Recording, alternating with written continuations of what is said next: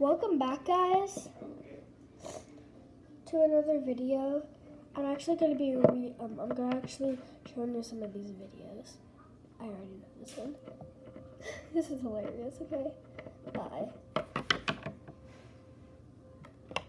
If you thought my family owned a lot of hamsters, wait till I tell you about all the cats we had. Just a heads up though, some of these cats are dead. They all lived 9 happy lives, none of them had a painful death. Except for one, maybe, we don't know. We'll get into that. So cats. Some people think cats are jerks and not as loyal or loving as dogs. And they're right, but if you think about it, cats improve our lives every day. Think back to YouTube in 2006. What was popular? Cat videos. If it wasn't for cats, we wouldn't have YouTube as a platform.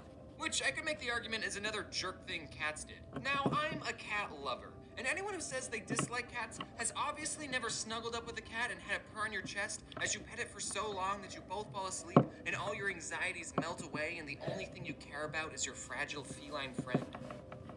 Or they're allergic. Honestly, I think I'm slightly allergic to cats as well. Because every time I snuggle up with one, my eyes get all watery, my nose gets all stuffy. But like, I can deal with that. Maybe this is what love feels like.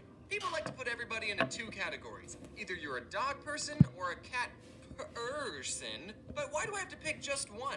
Can't I look at these 2 animals and say that both of them have good qualities that make them amazing pets? Why can't I pick both? I'm bisexual for animals.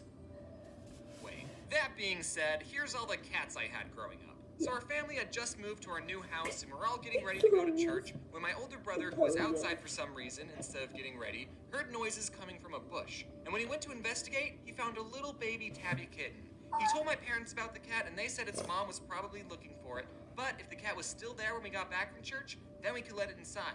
And after we got back, my brother checked the bush and the cat was still there. So we took her in, we fed her, and we decided to name her Shady after Eminem's The Real Slim Shady because she was an obnoxious cat and didn't like us at all. Yeah, but she's so cute though. And that's how our family got our one and only cat. One cat is enough. There were no more cats. Until one night, I was sitting at the kitchen table, and through the window of the back door, I saw 2 yellow eyes staring at me.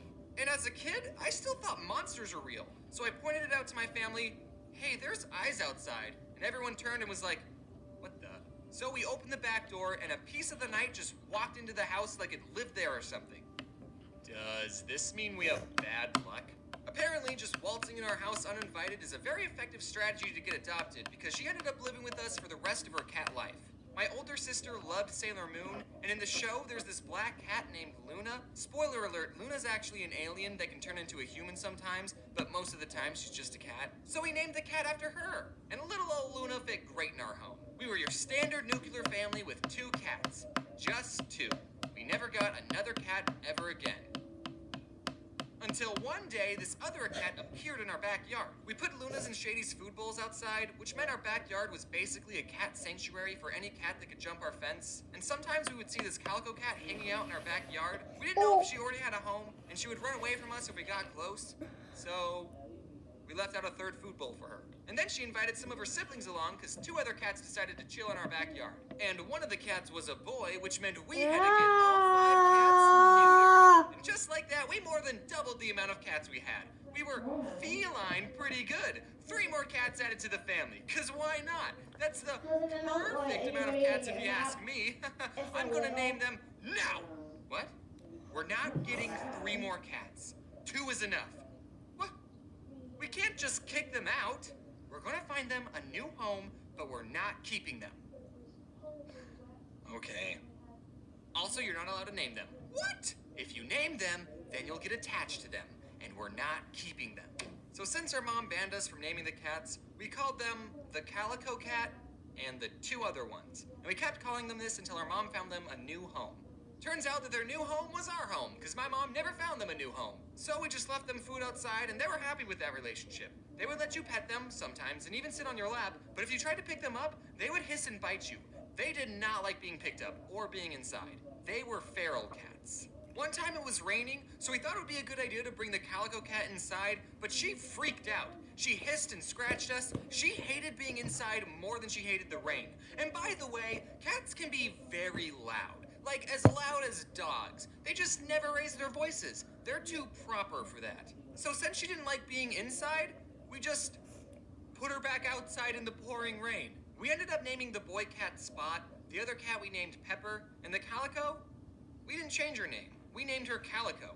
That's like naming a dog Golden Retriever or Chihuahua. I don't know if that's sad, but you know what is sad? One day Spot just disappeared. He stopped showing up to the house, and we never saw him again. I hope he found a good home, but who knows, you know? Maybe he went off to start a second life, or a fifth or sixth life. Get it? Because they have 9 lives. Yeah, but he's probably dead. And then I was in high school when Shady died. She had a good home with us, but it was her time to go. So we were down to 3 cats, and we never got another cat ever again. But then one day, my parents were out on a walk, and my mom saw a scrawny black kitten on the side of the road, and she said, "Can we keep it?" But my dad said, "No, keep walking, keep walking." And then on their way back from the walk, for some reason my dad didn't take a different route, the cat was still there, meowing at them. So my parents brought her home, and my twin sister named her Pepsi. My sister really loved Pepsi. I was more of a Coke person myself. But when my sister went off to college and I stayed home for community college, we let Pepsi outside one day, and she didn't come back. We didn't know how to tell my sister that our cat was missing, so we didn't, but we were all really worried. We put up missing posters, and after almost 2 months of being missing, she just appeared in the backyard. I don't know what happened in that 2-month period. She looked fine. Maybe she got adopted by another family, and now some poor family is missing their cat Salem. Maybe she went out looking for my sister and got lost. Maybe she started acting in some Japanese TV shows. Who knows? But we found her. We didn't even tell my sister that our cat had been missing until after we found Pepsi, so she wasn't very happy about that. Then Luna passed away. It was sad, but cats don't live forever. Sorry.